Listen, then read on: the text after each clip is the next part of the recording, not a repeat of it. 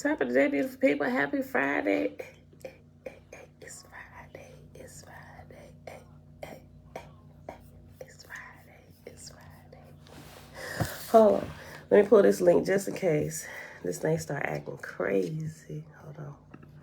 It's Friday. It start acting crazy. Hold on. It's Friday. It start acting crazy. Hold on. It's Friday. Okay. Auntie! Hey, girl, hey. We start spinning.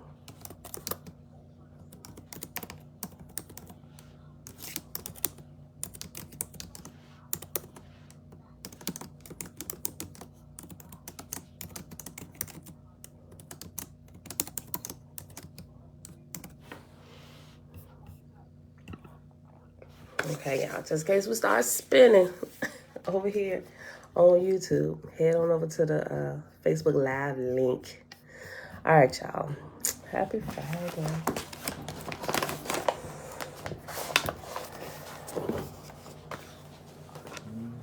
It is May the 20th, 2022, day 113 of year 4 of reading through the books of the law and the prophets. Another 4-year consecutive day count, day 1131. Today we're going to pick up where we left off at in the Oahspe on page 106, and then in the meditation book on page 137. Hey. Yes. Got lady. Oh, Nkosi Yezulu.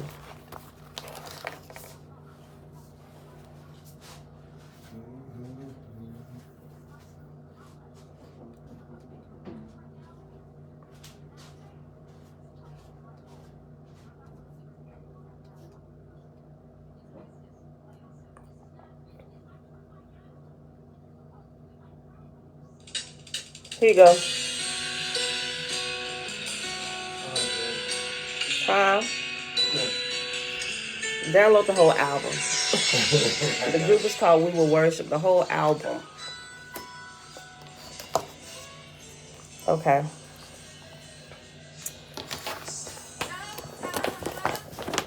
Yo, man, she be in here rocking on worship, though, bro. Man. Will Shalom. Understand about worship, man. We love worship music. I love worship, man. For real, though. Okay. Yeah. All right, y'all. Father, thank you for another day to be able to worship and have all our faculties working and in their proper places, mind you. Right? So thank you for that. All right, y'all. So let's get started. We paused at chapter 11 on page 106. Okay. Who it is? Y'all seen that version of the episode? Of both of y'all ain't got no shirts. Look, stay up. Right. Oh, yeah. So man, I thought y'all was in here cooking a steak. No, that's the neighbors. Yeah. Somebody eat some steak and eggs early as I don't know what. Oh, I can't come that close. Oh.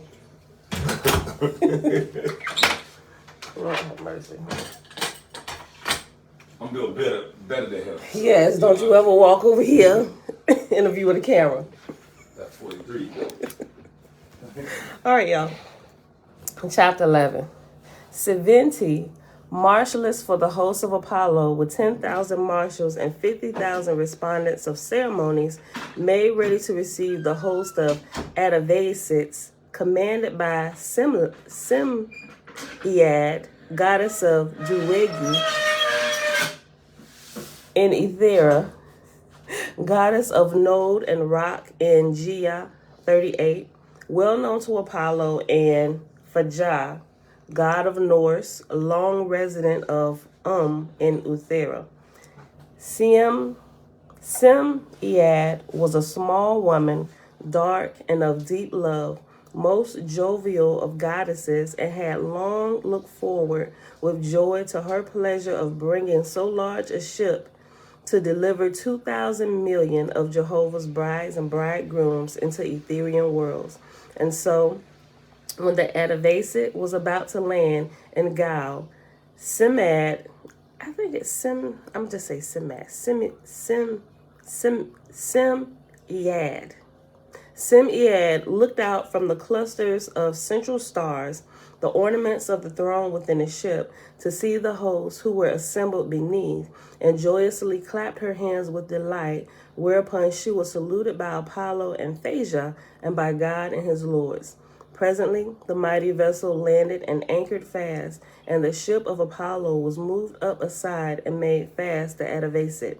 Meantime, Simead came forth out of the ship and was received in the arms of Siventi, Marshalless of Apollo, and then proceeded to the throne of God. Mom, shalom, shalom. Oh, great spirit, glory and praise. Oh, great spirit, creator of all life in this physical realm. Hallelujah. Meantime, Simead came forth out of the ship and was received in the arms of Siventi, Marshalless of Apollo, and then proceeded to the throne of God. All the while the musicians had been playing and singing, and the music of the lower heaven was thus united with the music of the upper heaven. God said, "Welcome, O daughter of Jehovah. Come thou and honor my throne in his name." Simead said, "By the grace and love of Jehovah am I come, O God, and to thee, O Apollo, most wonderful of earthborn gods. How can I express my boundless love? And to thee, O Phasia, long-enduring Son of Jehovah, my soul is as a twin for the glory of our everlasting Creator. Behold, I am come in Jehovah's name to wed these 2,000 million brides and bridegrooms to Jehovah." Phasia said, "Thy will and Jehovah's be done." And now they shook hands, as is the custom of gods and goddesses, and Simead went and sat on the throne, saluting all the assemblage by making the sign of Jehovah's name with her right hand, which was answered by 3,000 million spirits. And now the musicians played and sang the stars of Jehovah. Meanwhile, the all-light began to descend thick and fast on Simead's head, so brilliant that many could not look thereon. And Jehovah spake through Simead, saying, "I blow my breath upon a corporal world, and man springeth forth into life, the highest of my created lights. In the womb of me I fashion his spirit.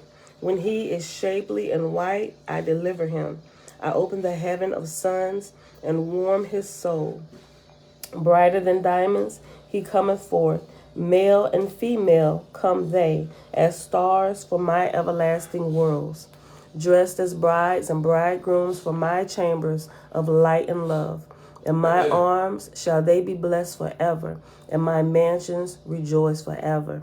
The respondents said, being led by the Etherian host, "I am thy bride or bridegroom, O Jehovah. My soul findeth love in thee only." The respondents said, being led by the Etherian host, "I am thy bride or bridegroom, O Jehovah. My soul findeth love in thee only forever. Thou, my Father, O Jehovah."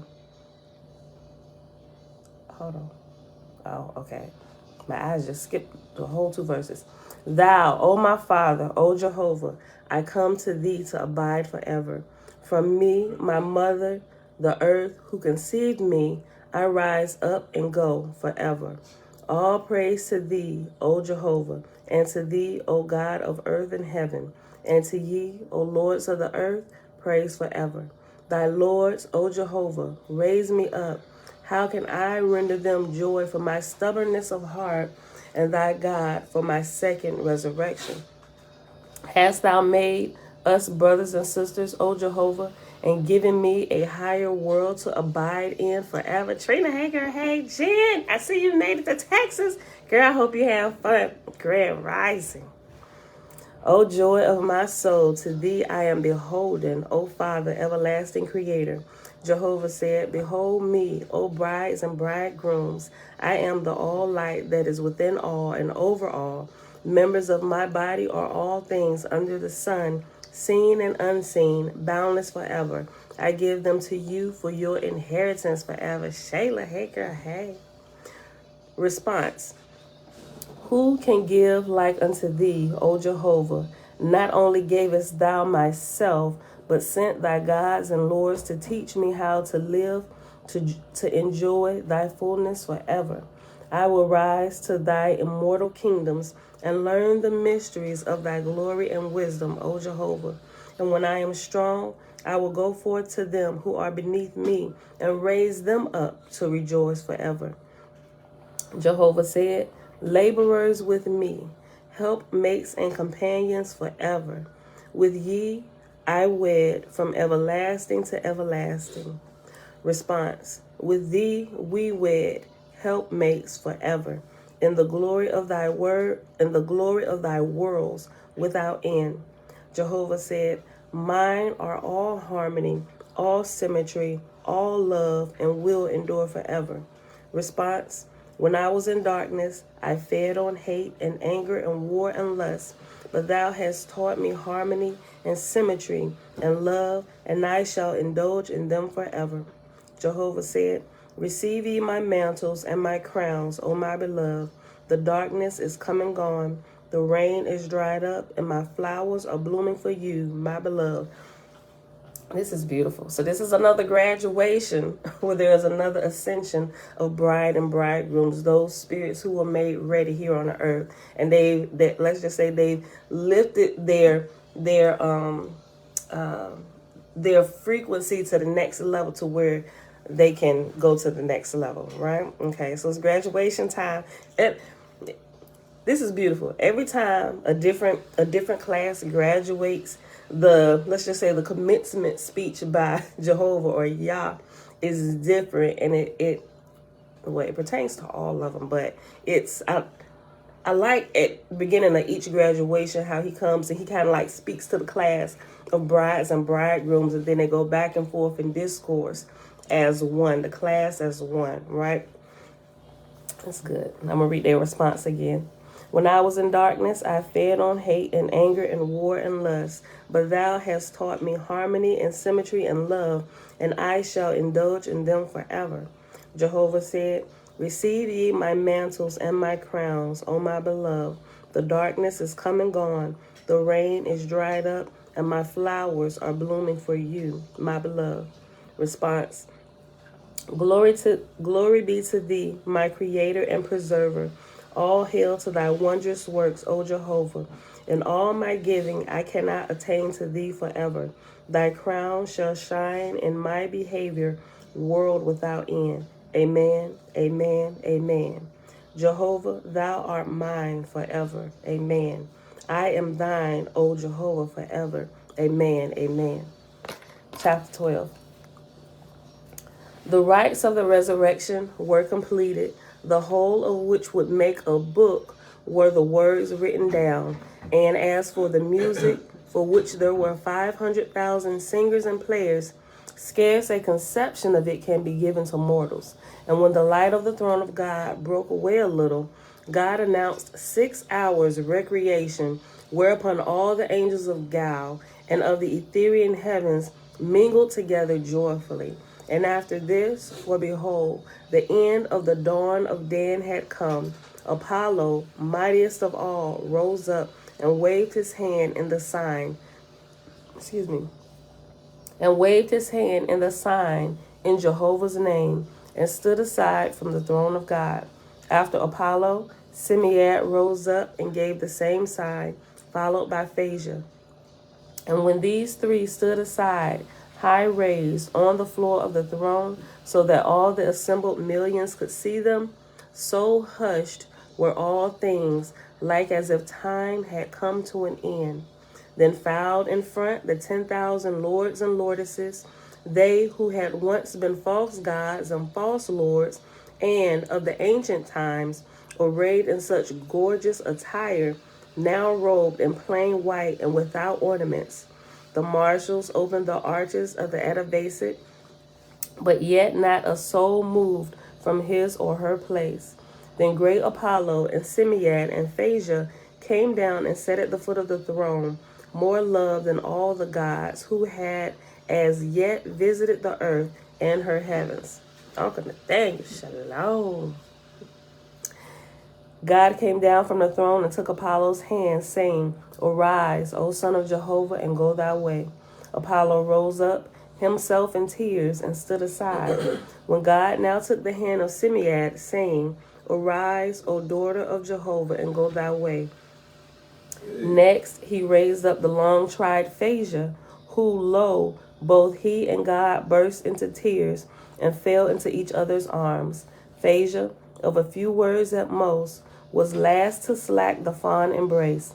And then he and great Apollo and Simiad, light of heaven, broke loose and marched forth to the Etherian ship of fire. God resumed the throne, blinded by his tears. Now fell the mantles of Jehovah and his crowns on the 2,000 million brides and bridegrooms. The awakening light of the Etherian firmament bespoke Jehovah's awful presence. The host moved with one accord and presently entered into the Atavasit amidst a shower of Etherian flowers. The martial signal for the dawn was ended. The bright Simiad stretched forth her slender hand and arm to Jehovah, saying, By thy power, O Father, I command, arise, arise, Atavasit, arise. And the mighty vessel of Apollo adjoined arose up from Gal, rocking, rising, and moving to the music of 1,000,000 trumpeters and singers, joined by the Esenars of the lower heavens. Higher and higher rose the Etherian fire ships, turning and rising, passing beyond the vortex of the earth, beyond Shinvat, out into the firmament of Ethera, higher and higher, till all was lost in a distance. Chapter 13. Jehovah spake in the light of the throne of God, saying to the council of Gal, Heaven of my heaven, hear ye the words of your Creator, O my beloved. Sing songs to Apollo and his lords. Let my people rejoice, for the glory of my Son is upon them. From my kingdom is the light and the life. Out of my wisdom Apollo hath come. Sing to him, O ye lords of heaven. Let my angels rejoice in his name, for he shall abide forever. Created I him for the glory of angels and men. In his idols and images shall my people behold the harmony of my beloved. With my own hands molded I the ankles and feet and well-rounded thighs.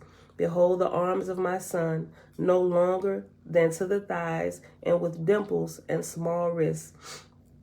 His neck is straight and slender, and smooth and round, like the higgin on an altar, and his shoulders like hewn stone, polished and tapering, like a woman's whose goeth not to war. And his instep is high, he can spring like a deer, swift as the wind. He sitteth not on his hunches all day, with his hands down, like a droop that is tired, waiting for food. He fleeth to the plain and the forest on his swift feet. Proclaim ye Apollo in heaven and on earth. He is risen. Higher than the sun is the holy begotten of Jehovah. Out of the virgin me is he come. Holy in the symmetry and music, there is none like Apollo. We'll keep reading. She was my betrothed from the foundations of the world, spouse of your Creator, O God. Her name was me, mother of mine holy begotten Son. They were without shapeliness before me. They lolled about the earth. They lolled in heaven on their hunches. Waited they hungrily. The virgin bowed down, for her firstborn was the Redeemer of the world.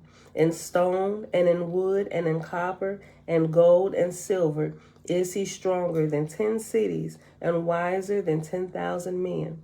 He cometh to the young mother's dream and shapeth her unborn with limbs like a racer and with long hair on the head. He standeth in the idol, and knoweth the mother's prayer every day, who calleth on the name Apollo, calleth on the Father, creator of all things.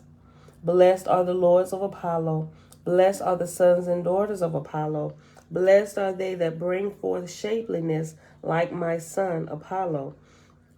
This mark have I put up before all women under the sun, the young women before marriage, and before the young men before marriage. Choose ye of them in the likeness of Apollo. Your heirs shall glorify your Creator. Apollo is my judge. He sitteth on my right hand. Swifter than an arrow is his judgment on a woman's firstborn. Chapter 14. Jehovah spake from the light of the throne of God, saying, Hear the words of your Creator, O ye counselors of heaven. They spin and weave and make clothes. They learn in the places of learning. Neither do I condemn them. But my physicians are tired. My nurses are tired. My teachers are tired. Be wise, O my sons and daughters, who hath reformed a beggar by giving to him. What physician preventeth sickness by healing? They bring forth in deformity on the earth, and ye must cure them in heaven. They squat on their hunches on the earth, and they squat in the same way in heaven, and ye must cure them. Go ye to the root of the matter, O my beloved. Send ye down to the kingdoms of my lords, and say to them, Thus saith Jehovah, Follow them, O my lords, double the number of Ashars, double the Lewis. Leave no young man alone. Leave no young woman alone. Keep over them day and night. Give them visions and dreams of Apollo. For I am concerted in heaven and on earth to remold the forms of the earthborn.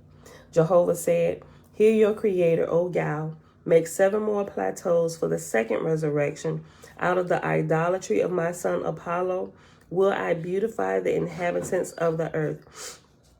And the cast and mold of men and women shall become a great power. Jealousies will overspread the earth. Jealousies will rise in the first resurrection. Make 7 more plateaus in the second resurrection, and sort the Esians in the hour of birth. God and the council perceived, and so God appointed workmen and fulfilled the commandments of Jehovah. And he established 700 tributary kingdoms of the second resurrection belonging to Gal. These sub-kingdoms were provided with sub-gods, second in rank below the lords, of whom there were 10,000 who had direct supervision over mortals, and the lords had every one a sufficiency of guardian angels, Ashars, and Lewis, masters of generations, so that they could direct any required number to such mortals as they chose. The lords mostly established their heavenly kingdoms in the temples where mortals came to worship, and by inspiration they established spirit chambers near the altars where the prophets sat to learn the decrees of the Lord.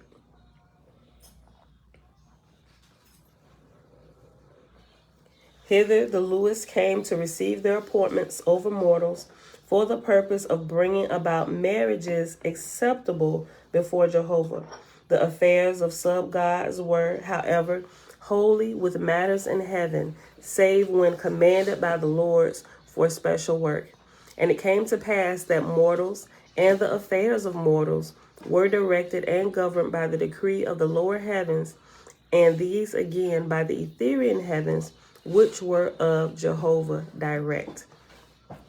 So Jehovah changed the forms of the earthbound, but they became worshippers of Apollo, accrediting to one another Jehovah's perfection in them, according to the form and figure of the flesh. And because of the idolatry of the women for Apollo, their children were born of good flesh and shapely, so that in 400 years the hair on their heads grew long and straight, and men began to have beards. Neither considered any young man any virtue in a young woman so important as her form, nor did the young women value any virtue in man so great as the well-molded form. And when mortals died and their spirits entered the first resurrection, half of the labor of the Asaphs, the receiving angels, was accomplished. So God changed the Esian's period to 3 years, save for the heirs of cousins and uncles and aunts, which was left at least 5 years. We're making good time. We at 26 minutes. Oh, this is the end of the book. Last chapter, chapter 15 of the book of Apollo. So perfect was the way of heaven that at the end of 400 years, God and his lords and his sub-gods had ready for the third resurrection. Let me read it over. So perfect was the way of heaven that at the end of 400 years, God and his lords and his sub-gods had ready for the third resurrection of grade 88, 8,500 million souls for Jehovah's harvest. So Apollo sent Adova, division goddess of Reth, and Coke, and Ethera, down to the lower heaven to deliver God and his hosts. And they were thus raised up to Ethera in a sea of fire and made one with Jehovah. And like manner was the next government in the lower heaven on earth, and the next deliverance in Dan was 10,000 million souls of grade 65. And like manner was the next administration in the lower heaven and on earth, and the deliverance was 10,000 million of grade 50. All right. Call me. Okay. Make sure you call me. All right. Love you. Love you too. In like manner was the next administration on the earth and in the lower heaven, and the deliverance was 10,000 million of grade 38. So Apollo commanded these to be delivered into the Aegean fields of Oath and Sanak and Orant, for they were unsuited for Ethera. In like manner was the next administration in the lower heaven and on earth, and the deliverance was 16,000 million, but they were of grade 24. So Apollo commanded them to be delivered in the Nebulous Straits of Koppawotchiakka. It's spelled.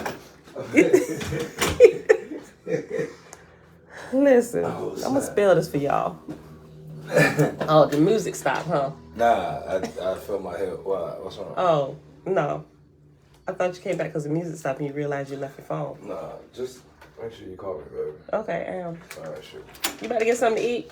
Because Nah, you ain't man, waiting for me. back. Oh, okay. I'll be back. I just gotta get these guys. They're gonna come pick this stuff up from the warehouse. Okay. Okay. Koppawotchiakka.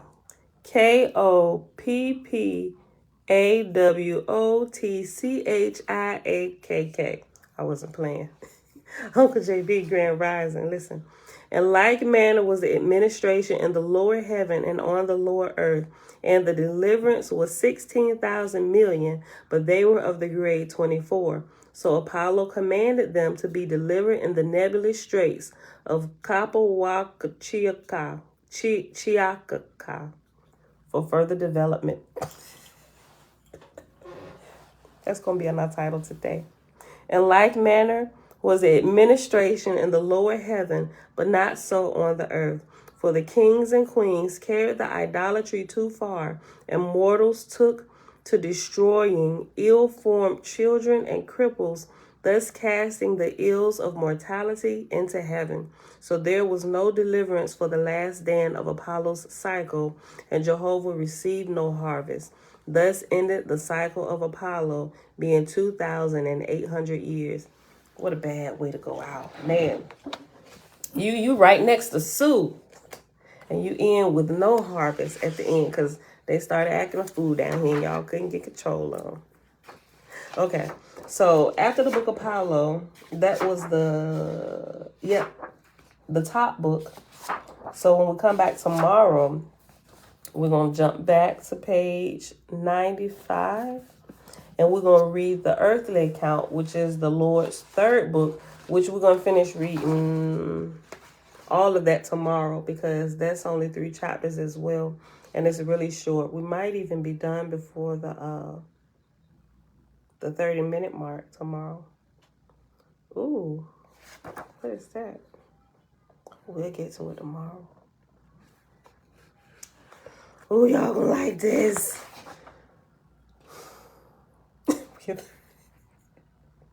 Let me not.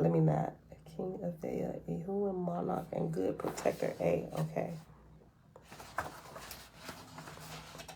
Hold on.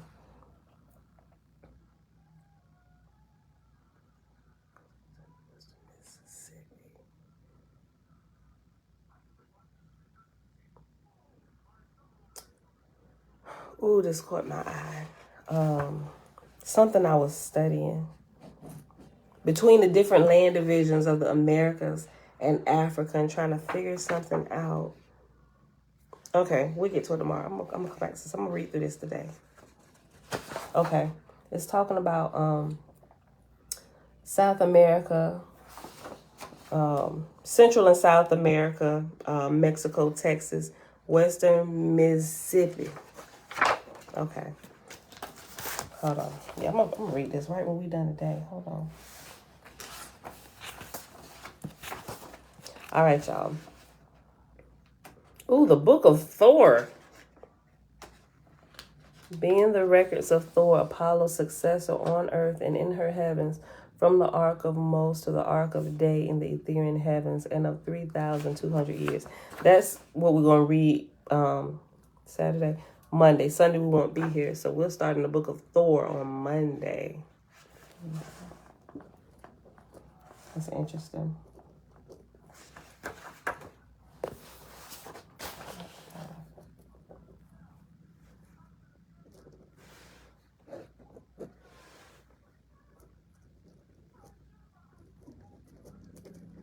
Okay, y'all. Let's hop on over to the meditation book.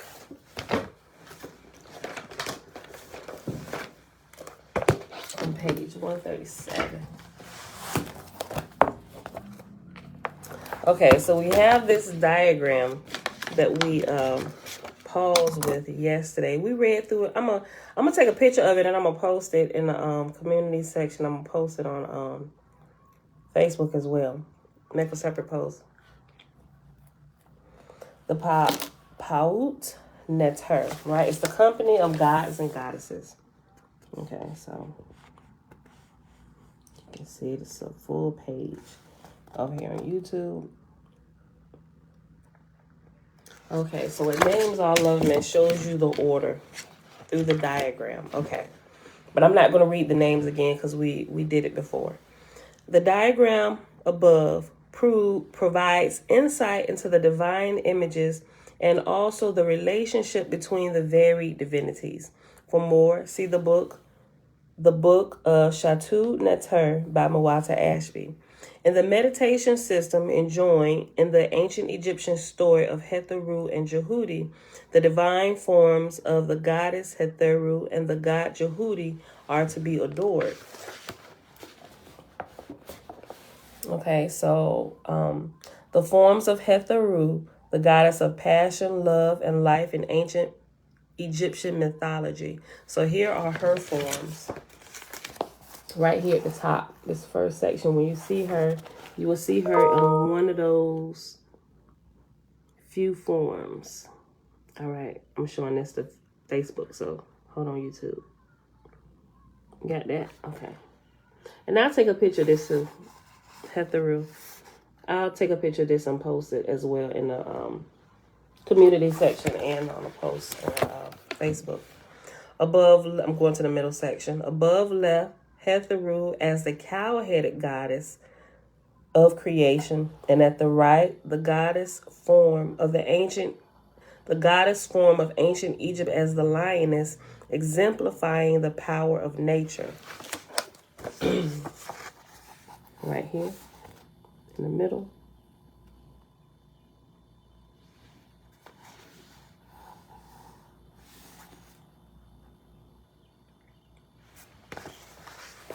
And down at the bottom, the forms of Jehudi. So Jehudi represents the wisdom. So anytime you see in the hieroglyphs this, the baboon this, or the, I forgot what this is called. But anytime you see one of those forms, it's representing the god Jehudi.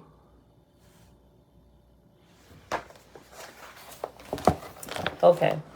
The ancient Egyptian god Jehudi appears in the form of a baboon and in the form of an ibis bird.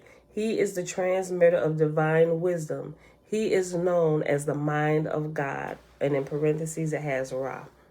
Mystical circle. For thousands of years, the symbol of the circle has signified eternity. It is a line which meets itself continuously. The sun disk is the prominent symbol of Ra, because just as the sun emanates rays which engender life in the solar system, the Supreme Self, Ra, emanates rays of consciousness which engender life in every human being and every object in creation. The sun disk symbol consists of an outer circle with a dot in the center.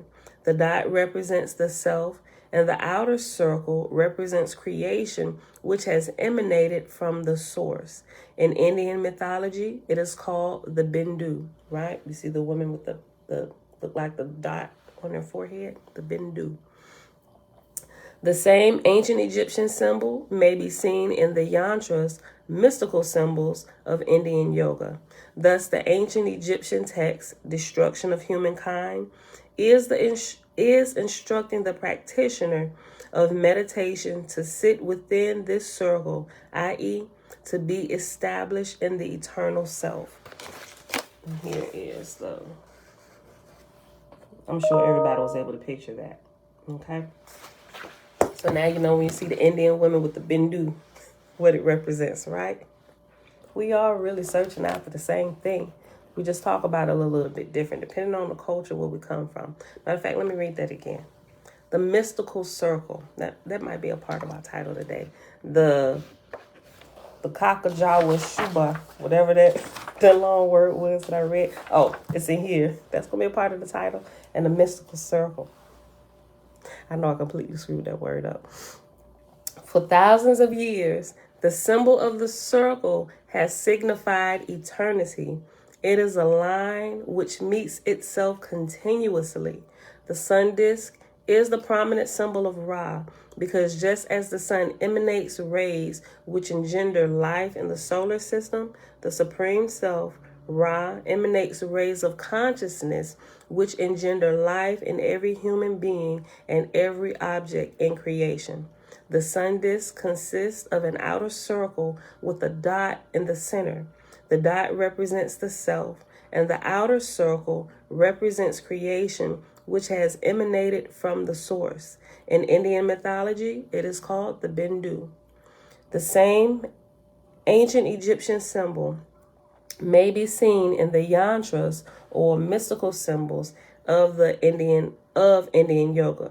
Thus, the ancient Egyptian text, and it's called, in parentheses, Destruction of Humankind, is instructing the practitioner of meditation to sit within this circle, i.e., to be established in the eternal self. Abstract meditation. The circle may also be used as an abstract meditation on the self, which is beyond name and form.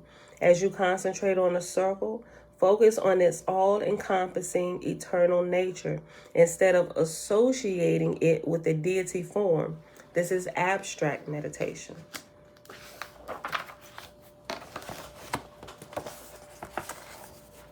And so here's another picture. So doing that meditation, you would, the Bindu, or the little dot within the disc, you would imagine yourself as being that, right? And inside the circle, meditating. If you use like abstract meditation to focus your mind, right? Okay. Meditation in life. How to develop a meditative lifestyle. Meditation is not just an exercise that is to be practiced only at a certain time or at a certain place. In order for your meditative efforts to be successful, the philosophy of meditation must become an integral part of your life. This means that the meditative way of life, the yoga lifestyle, must become the focus of your life, no matter what else is going on in your life. You know, when I read somebody's comment yesterday. This is one little group that I'm in just to be nosy about some of the spiritual things that be going. They be talking about all kind of spiritual stuff, witchcraft, everything. Everything spiritual, you can talk about it in that group. So when I read this, right, this is talking about how to develop a meditative lifestyle. This girl made a comment day before yesterday, and she said, you know what? I'm giving up all my, and she was going in a route where she using a lot of stuff like crystals and incense and all this other stuff that she thought she needed to be spiritual. She said, for the last year, I've been doing all this stuff and I don't see any kind of progress in my life. I'm putting this stuff up for sale. Anybody who wants it, she said, I'm done with spirituality. Just by the way she formed her comment, let me know that her mind really wasn't in the right place, right? I don't think it had really, she wanted to be spiritual, but I don't think it really had sunken in the way it should have. She was just, it's almost like you was doing it. And sometimes we all start off like this. So no slight against her. But I thought about that when I thought about this. It seemed like she was just doing it because she heard about the benefits that could come from being a spiritual person. And so she went for a whole year doing this and expecting it. And nothing happened. So it's just like, all right, nothing works here. I'm going on. I will in a second. Hold on. And a lot of times we don't realize, in order to really get real benefit from anything, whether you're trying to become more spiritual or become a car mechanic or whatever, become an expert in your field, you got to give more than a year to it, right? It takes you a year just to get in the habit of fighting with your body to do what's right, right? If you just do it a year, nope, it didn't work. Your mind wasn't even in the right place anyways to even begin to get any kind of results, right? Because for real, for those who are truly seeking to really know what's up or to really be spiritual, spending a year, like actually wholeheartedly giving it your all, you wouldn't even recognize yourself in a year's time. And I tell you that from personal experience, right? So everything she was hurt, maybe her mind really wasn't ready for what it was she was seeking, which is why after a whole year, you didn't get anything. I'm of the firm believer. I used to hear an old pastor say this all the time. He said, people can't fake what they are for a whole year. You know, so he would, because our church was full of young couples. At that time, it's like early 2000, like 2001, 2003. He was saying people can't, he was giving wisdom to the men and the women there. It was some young married couples and those who were dating. He said people can't fake who they are for a whole year. He said if they're consistent for a whole year, that's probably who they really are. You know, not saying that you won't grow as you go along or whatever, because people change. Change is constant. If there's anything that's constant in this world, it's change. People constantly change. But at the core, if you're really not ready for something, you can't fake that, you know, because for one, it's going to tire you out and you're going to become tired of it, especially if you're faking it with ulterior motives. So if guys are dating women who their ulterior motive or their ultimate motive is really just to get them in a bed, most guys don't fake that long, right? Because it's like, I'm really here for one thing. Since you're making me hold out way too long, I'm on to the next one. I ain't ready for this. You want something more than what I want to give right now, right? So I found that to be true. People can't fake something for a whole year. But if you do something for a year and you don't get results, that's also an indication that you might not really be ready, or you are not really seeking with your whole heart what it is you say you're seeking for.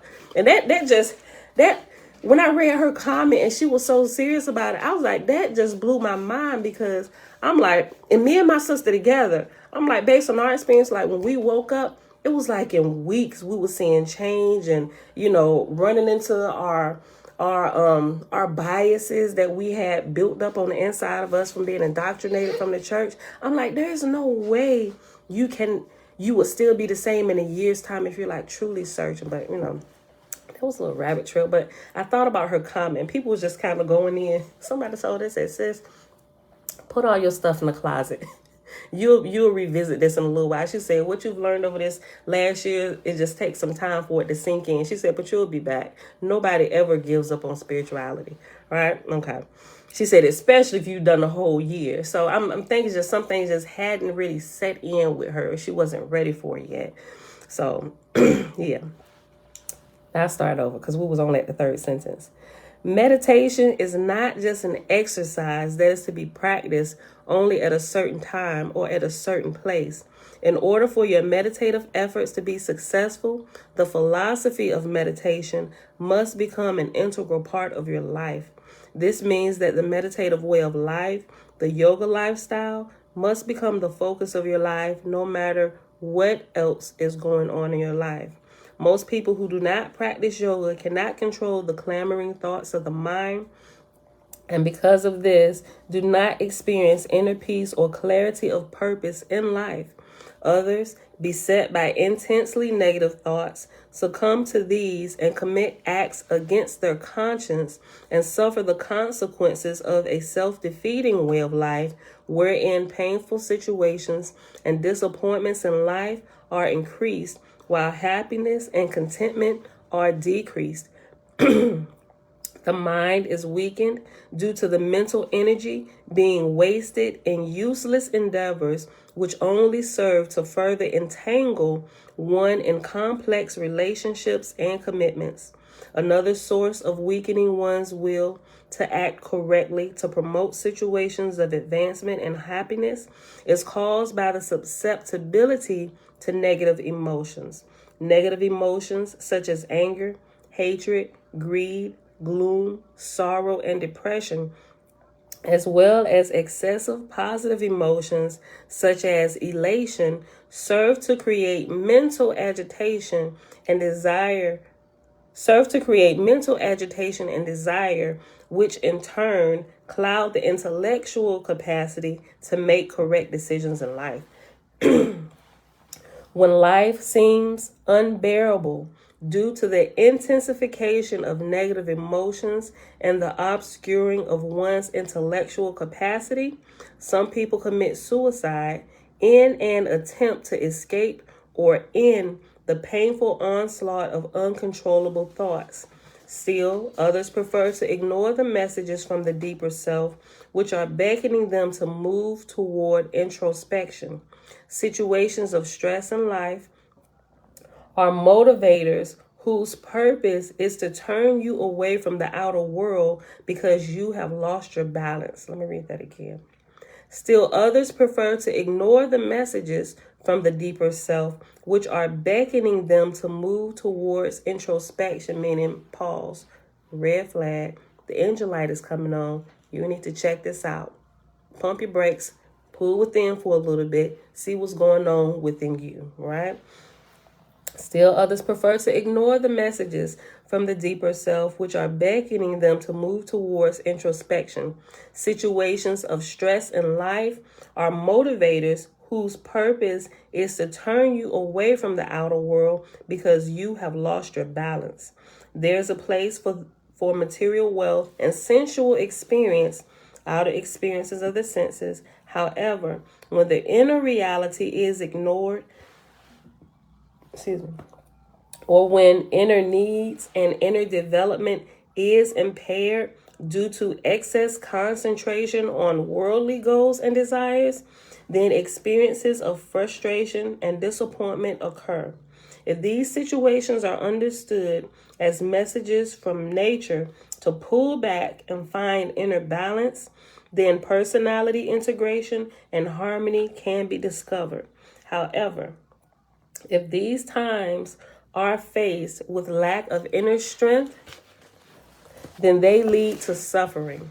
Sometimes there are moments of clarity wherein the higher self is perceived in an intuitive flash, but people usually tend to discount the occurrence as coincidence or other curious event, while others in bewilderment believe they are going mad.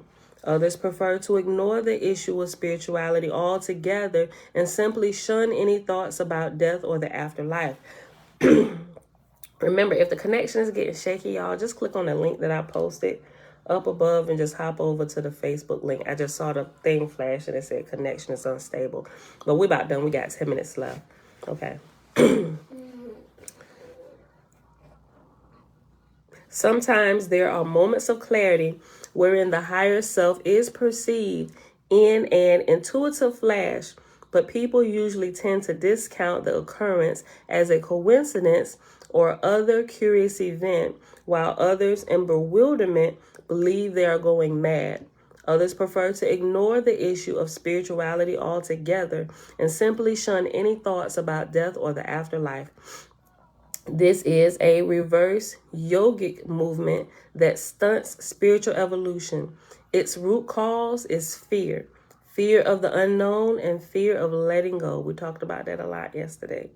The practice of yogic meditation techniques can serve to counteract any and all negative developments in the mind if the correct techniques are used and the correct understanding is adopted.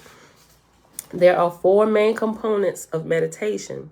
These are posture, breath life, force control, sound, and visualization. Hold on. Okay, yeah. Posture, breath life, force control, sound, and visualization. Those are the 4. In the beginning stages of practice, these components may be somewhat difficult to perform with consistency and coordination, but with continued effort, they become a pleasurable experience which will bring you closer to your awareness of yourself.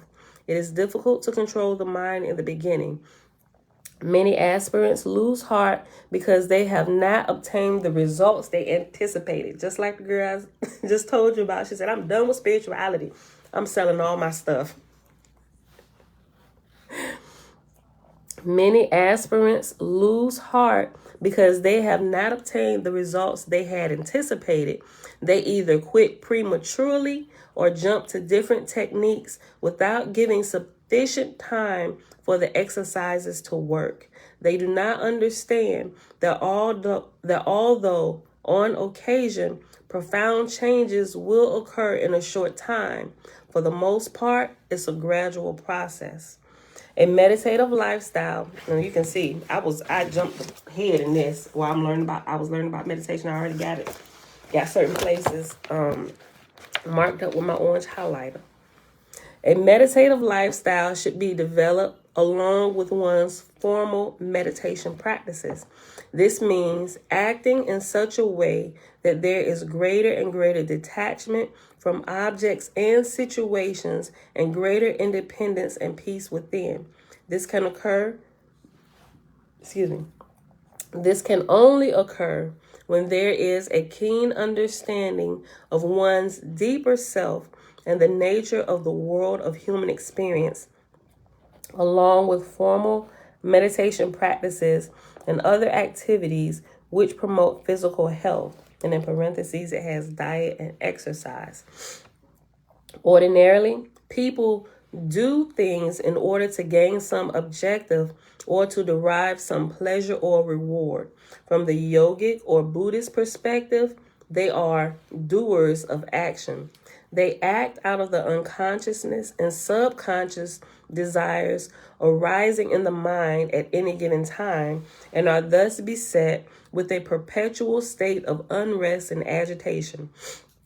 The meditative way of life means that your actions are always affirmations of your higher knowledge and awareness and not based on the unconscious desires and emotions of the mind.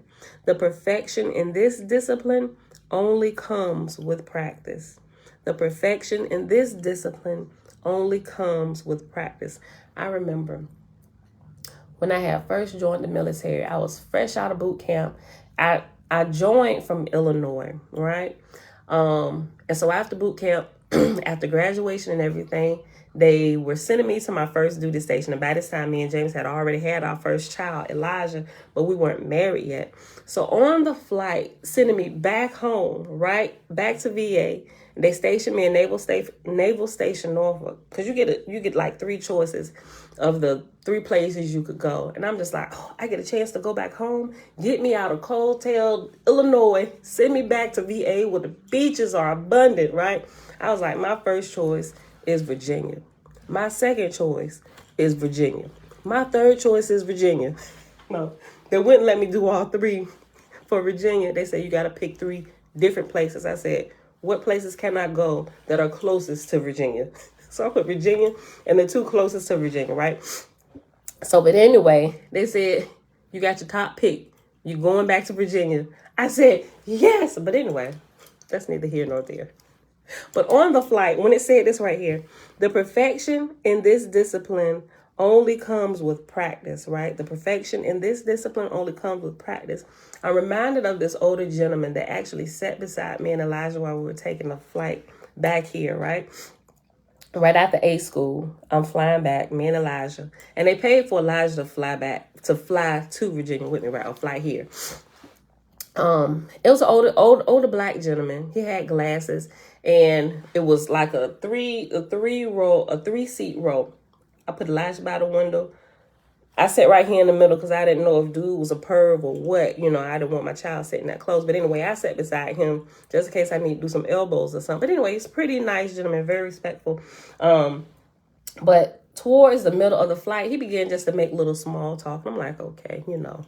And he was pretty cool. So he's just talking about, oh, okay, you know, where you going and where you from and all this stuff. But I was kind of cautious with my answer. But anyway, we kind of got talking about education somehow, you know, and then like the education of my son and all this stuff and how to look out for him as he begins to grow as a man. Because at first I was a single parent at the time. So he was giving me wisdom from a male's perspective to make sure that, you know, because I didn't give him all my business or whatever, but he just, you know, figure you help out a single young mom with a boy. Here's some good information for your young son as he grows to make sure he develops appropriately as a man.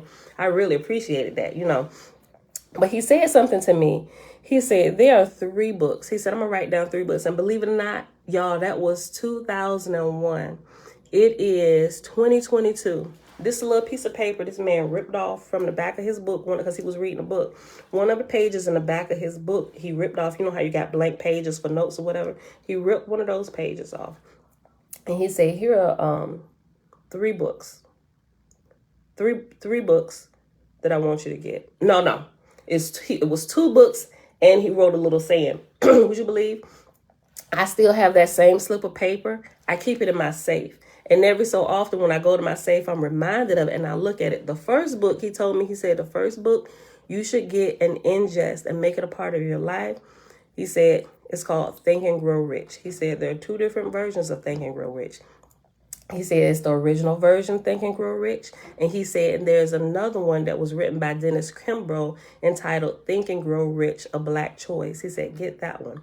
Learn about that. Learn about what they did. Ingest those principles and make it a part of your life. He said you never want for anything a day in your life, right? And I kid you not, that is my number 1 book. I can tell you in and out all the things from that book. I got both the original Think and Grow Rich and the Think and Grow Rich, A Black Choice, right? I got both of them in my library. And I've gifted my children with it too, right? So that was that. And the second book, which I mentioned before, I mentioned the story before earlier, probably last year. The second book, which I still have not been able to find anywhere. He said the second book is entitled, In Order to Get the Fruit, You Must Go Out on a Limb, right? And he put it up there.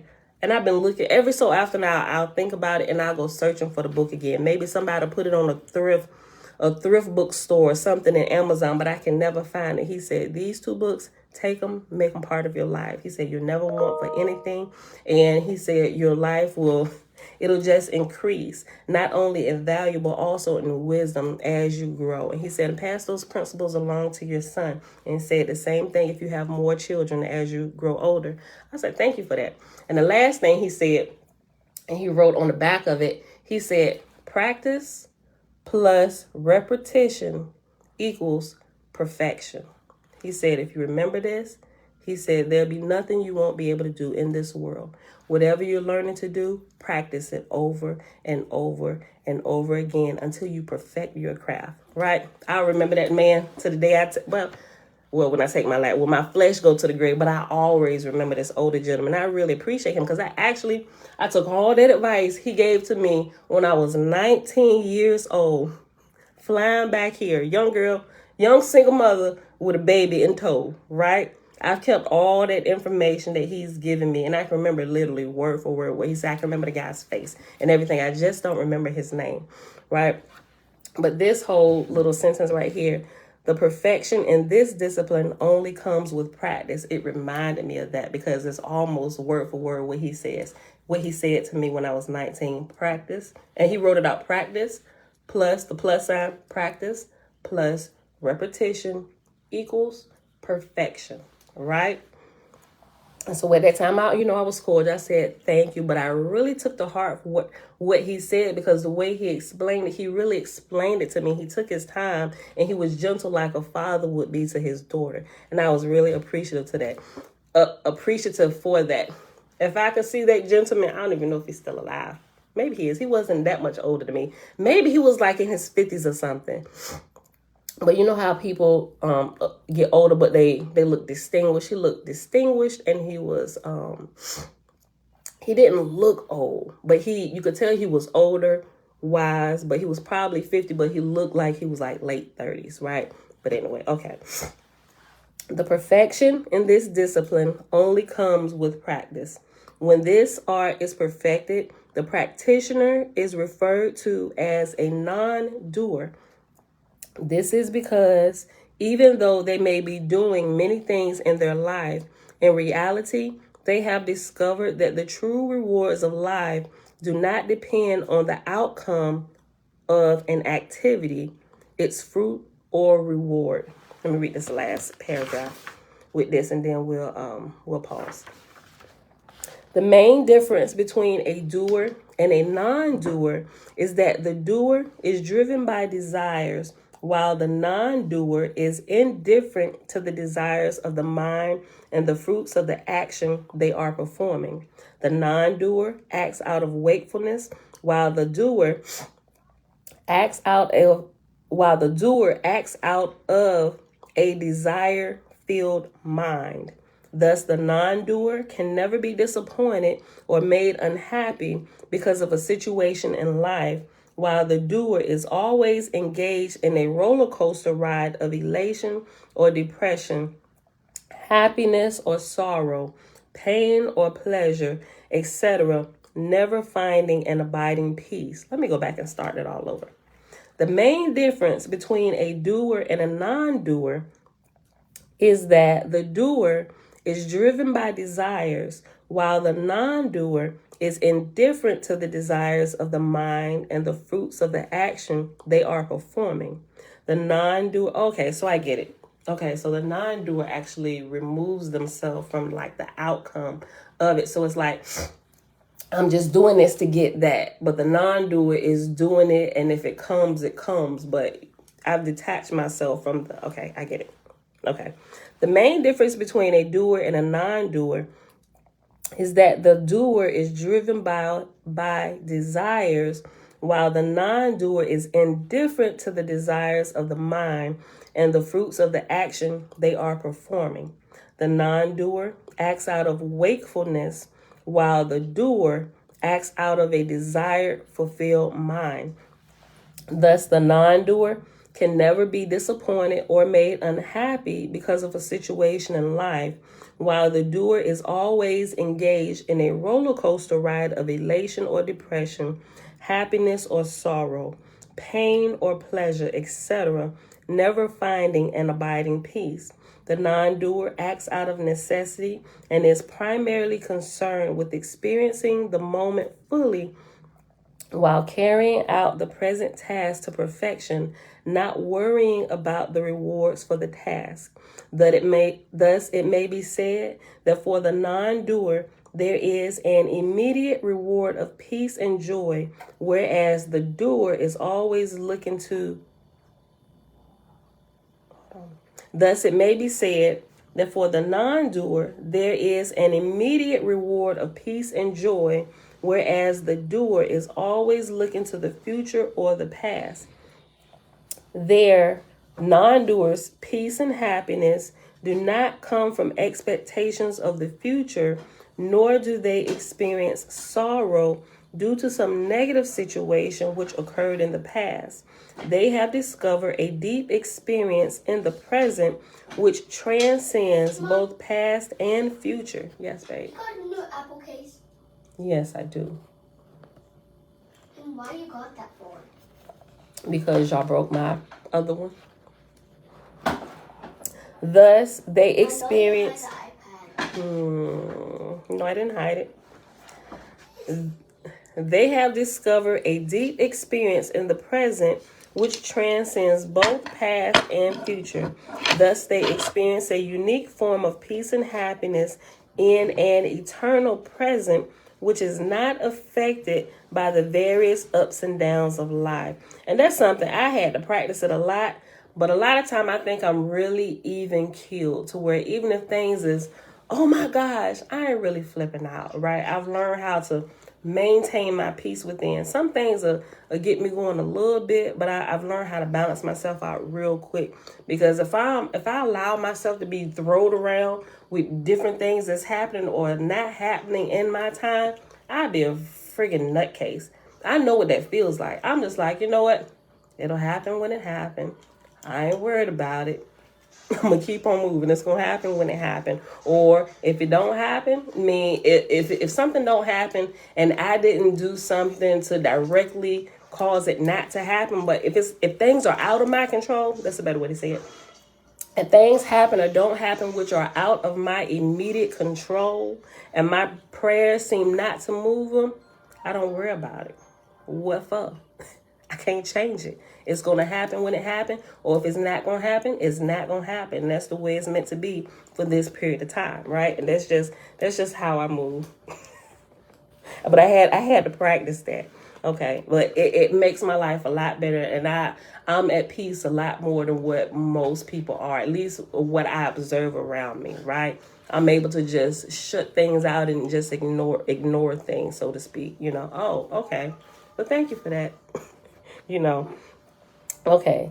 They have discovered a deep experience in the present which transcends both past and future. Thus, they experience a unique form of peace and happiness in an eternal present which is not affected by the various ups and downs of life. Adversity and prosperity are an integral part of human existence.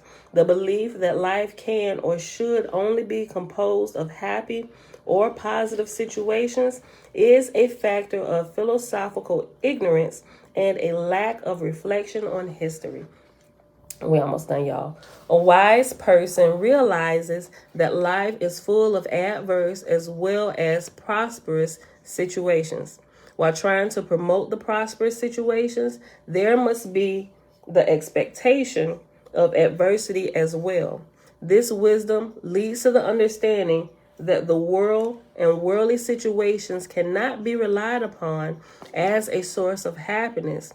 There will always arise some situation which will bring any form of worldly prosperity to an end.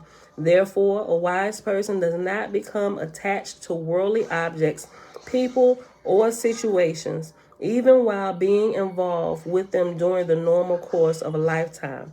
General society believes that actions are to be performed for the goal of attaining some objective which will yield a reward. The socialization process teaches the individual to seek to perform actions because this is the way to attain something which will cause happiness. Yes. You about be done? Yes, I'm about to be done. In this aisle or this aisle? I'm going to be done in this aisle. I think I'm going to be done after these next 3 sentences. And the rest of this will pick up. Yeah. Okay. No, it's not. Give me a couple minutes. The socialization process teaches the individuals to seek to perform actions because this is the way to attain something which will cause happiness. This is the predicament of the masses of people who have not yet studied yoga or mystical philosophies such as Buddhism, Shatu Neter, or Vedanta.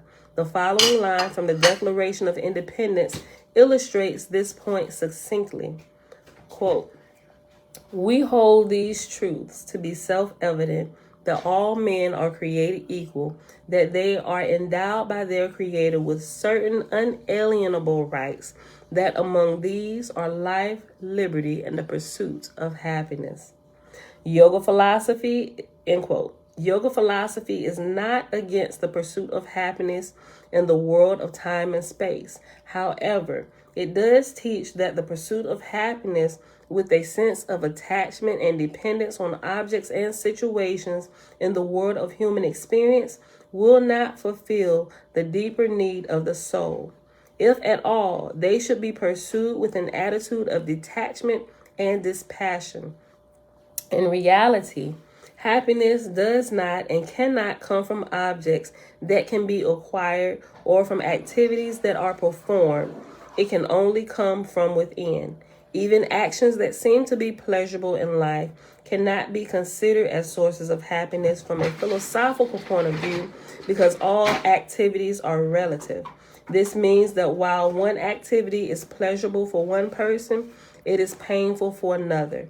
This leads to the realization that it is not the activity itself that holds the happiness, but the individual doer who is performing the action and assigning a value to it, which he or she has learned from society to assign. Therefore, if it was learned that going out to a party is supposed to be fun, then that activity will be pursued as a source of happiness. Here, action is performed in pursuit of the fruit of the action in the form of happiness. A result is derived from the action. However, there are several negative psychological factors which arise that will not allow true happiness to manifest. And I decided to read on just a few more sentences because I didn't want to really break it up right there. The first is that the restless pursuit of the action renders the mind restless and agitated. Second is that if the activity is not possible, there will be depression in the mind. We can definitely see that. I see that clearly, like with the younger crowd. It's going to be fun, the best party ever. If you can't come, you will square and all this. And it's almost like social media doing the same thing. If you perceive that this particular thing will bring you happiness and your parents or whatever it is preventing you from getting happiness, it's like a total change in your world. Like, you're preventing me from being happy. No, your perception about happiness is really off a little, right? It may be off a lot. Listen, the second is that if the activity is not possible, there will be depression in the mind. If the activity is thwarted by some outside force, meaning that something or someone prevented you from achieving the object or activity you saw as the source of happiness, you develop anger towards it or them. If by chance you succeed in achieving the object or activity, you become elated, and this will cause greed in the mind. You will want more and more of it. When you're not able to get more at any particular time, you will become depressed and disappointed. Under these conditions, a constant dependence on outside activities and worldly objects develop in the mind, which will not allow for peace and contentment. Even though it is illogical to pursue activities which cause pain in life, people are constantly acting against their own interests as they engage in actions in an effort to gain happiness, while in reality, they are enhancing the probability of encountering pain later on. People often act and shortly regret what they have done. Sometimes people know, even at the time of their actions, that they are wrong. Yet, they are unable to stop themselves. This is because when the mind is controlled by desires and expectations, This is because when the mind is controlled by desires and expectations, the intellect, the light of reason, is clouded and dull. However, when the mind is controlled by the intellect, then it is not possible to be led astray due to the fantasies and illusions of the mind. When the individual is guided by their intellect, then only right actions can be performed, no matter what negative ideas arise in the mind. Such a person cannot be deluded into negative actions, and when negative actions which lead to future pain and disappointments, are not performed, then unhappiness cannot exist. Thus, a person who lives according to the teachings of non-doership, meaning without desire or expectation for the future results of their actions, lives a life of perpetual peace and happiness in the present. All right, y'all, and we'll pause right here. I think I might actually have to go back and read this again, because this is not really where it ends at, but we're right literally at the hour mark, because I started 15 minutes earlier and it's like 1:15. Yeah, we'll start this over tomorrow, because it's like another page full of this same topic, and then it goes into the diet. So we'll pause it right here, but I just started over with the pursuit of happiness portion tomorrow. Right, start here.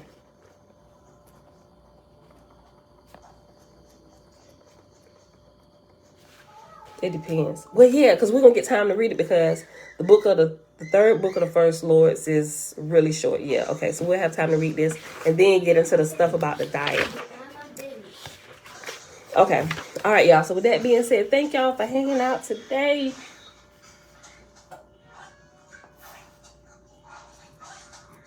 Make my notes here.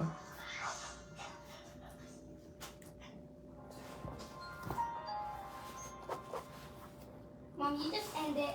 Yeah, I'm about to end it now, Sudie. All right, y'all. So it is Friday. Happy Friday, everybody. It is May. I just got some cereal just in case. Okay. It is May the 20th, 2022. Day Mom, I said I need 113 of year 4 of reading through the books of the law and the prophets under the 4-year consecutive day count. Day 1131. We read pages 106 to 109 in the Oahspe, and then pages 137 to 143 in the meditation book. Just in case you don't have it, right? It's Meditation, The Ancient Egyptian Path to Enlightenment by Dr. Oahspe. You can get it on Amazon if you want to get it. All right, so with that being said, that's it. Tomorrow, we'll be here again at 7:30 because it's the weekend. I might have some stories for y'all tomorrow. I might. It just depends. Depending on how I can tie some stuff in. I got a whole bunch of stuff I want to share with y'all. I'm just trying to find an appropriate break in what we're reading to kind of try to like tie it in. Okay.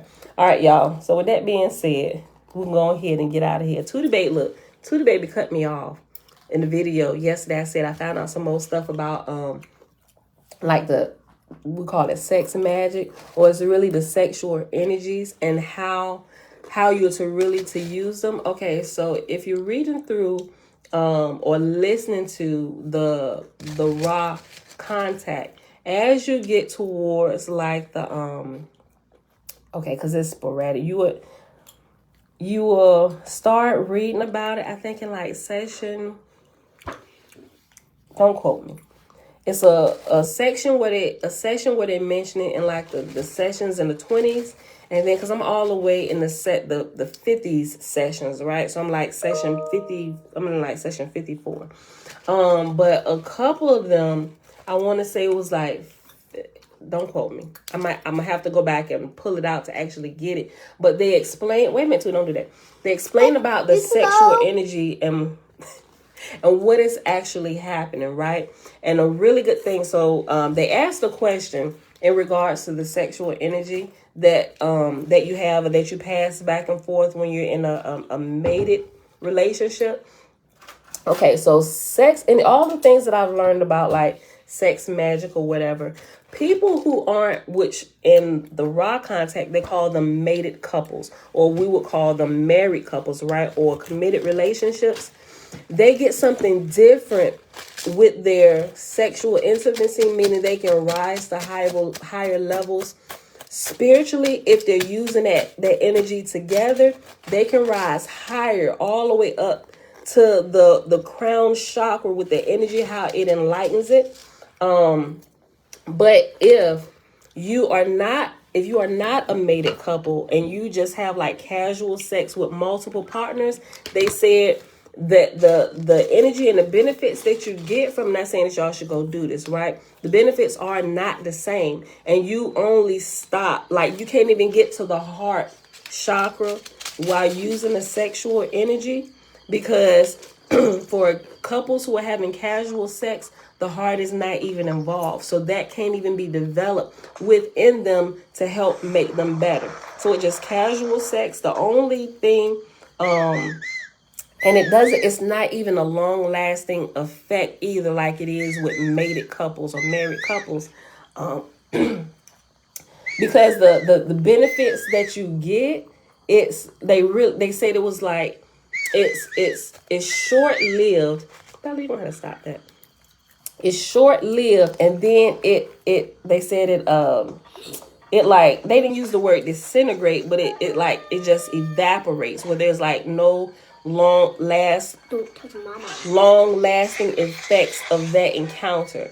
But when you're with a mated couple, that energy just continues to rise, and it rises to the heart because the heart is involved, and it takes you to the levels of love, of which we're trying to accomplish anyway, and it rises you higher and higher, and it entwines both the energies, the male and the female energy, and it just kind of pushes them up a little bit more. They kind of climb the ladder of spirituality a lot faster than you would if you was like having casual sex, right? So the sexual energy, well, sex and magic is really important if you have the right understanding of it and why it's there. Because once you really understand it and you get that flowing, you can connect that energy to the supreme energy, and it really just pops open like your third eye and the crown chakra energy, the way they explain it. I was like, oh, this is friggin' amazing, right? And a lot of the stuff, what they were saying, I was able to keep up with them and understand it, because I'm spending time now looking into this. I've been have like over the last year, as I was realizing what happens when you practice certain things together while in the intimate state with your spouse, and what happens, even requests or prayers that you may pray at the particular point of climax or whatever, is literally just like taking your prayer or your request and dropping it right off in the spiritual realm. They started giving more details of this. I'm like, yes, keep going. And then not only that is it in there, but you know me, y'all, I really should be an owner of stock in Amazon. I'm not telling y'all to go get all these books that I get, but as they began to talk about that, I paused and I went to look to see if there was any more information that came out of this particular raw contact. So I started looking for the instrument that they were speaking through, which was Carla. And after the raw contact book, she actually wrote 2 books giving her firsthand experience of what was happening to her and to her body while she was allowing her body to be used as an instrument, and the information that she was able to keep as a result of all of this, she put in this book, right? It's called, entitled Living the Law of One, 101 The Choice.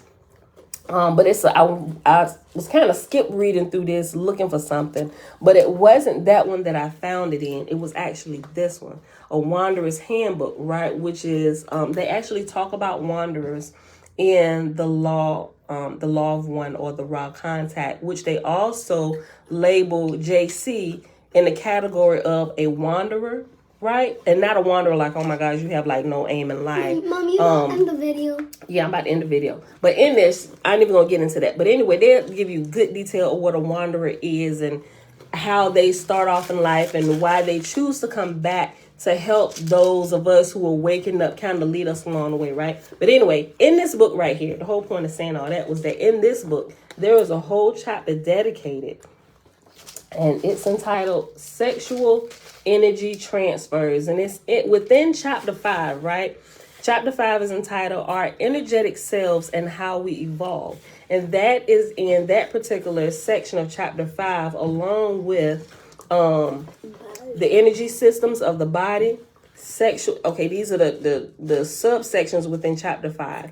The first one is the energy system of the body. The second section is sexual energy transfers. The third one is reincarnation. The fourth one is the veil of forgetting and why we forget when we come here.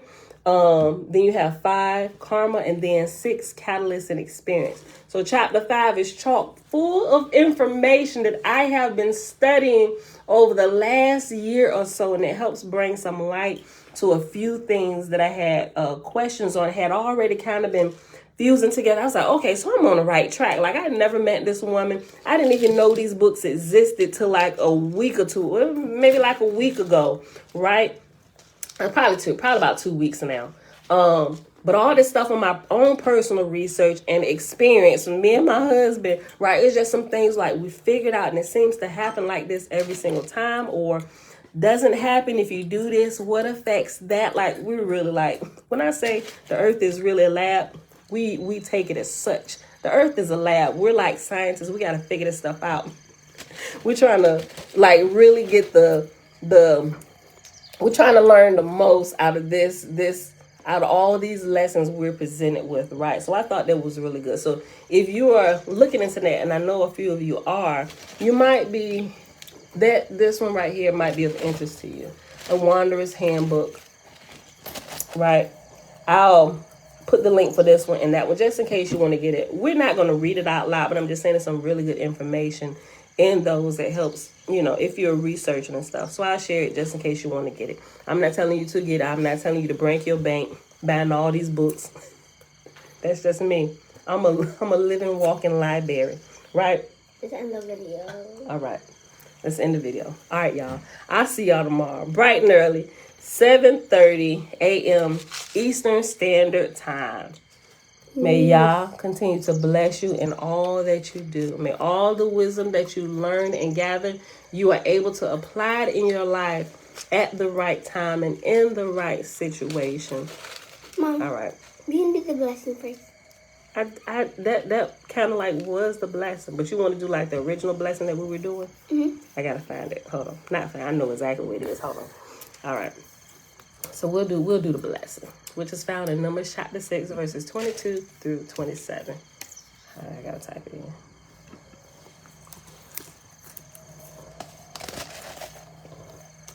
This is it. This is it. All right. And Yahuwah spake unto Moses, saying, Speak unto Aaron and unto his sons, saying, On this wise ye shall bless the children of Israel, saying unto them, Yahuwah will kneel before us, presenting gifts, and will guard us with a hedge of protection. Yahuwah will illuminate the wholeness of his being towards us, bringing order, and he will provide us with love, sustenance, and friendship. Yahuwah will lift up his wholeness of being and look upon us, and he will set in place all we need to be whole and complete. And they shall put my name upon the children of Israel, and I will bless them. All right, beautiful people. That's it. See y'all back here tomorrow. Enjoy your Friday. Peace. All right, go ahead and end it.